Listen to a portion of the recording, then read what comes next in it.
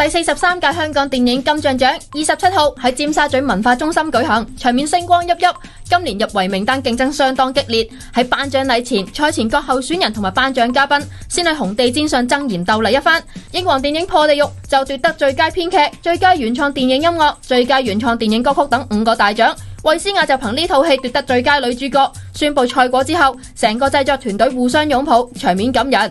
衛詩雅發表得獎感言話：多謝家人、老公同埋電影嘅製作團隊，又引用電影嘅對白。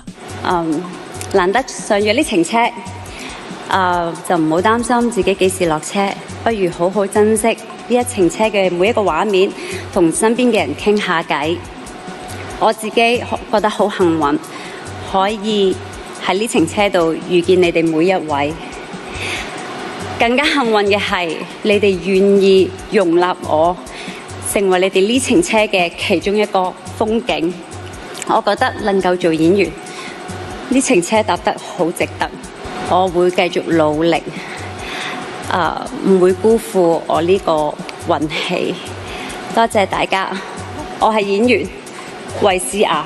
同樣憑破地獄奪得最佳男配角嘅朱柏康，一宣布賽果，佢即刻同身邊嘅導演陳茂賢擁抱兼流下男兒淚，心情相當激動。曾經共18次入圍角逐影帝嘅劉青雲就4度勇奪最佳男主角。佢上台後多謝家人同埋太太郭藹明嘅沿路支持。而最佳女配角就由谷祖琳奪得，佢多謝家人同戲中扮演佢老公嘅劉青雲。至於導演鄭保瑞就憑執導《九龍城寨之圍城》第2次成為最佳導演。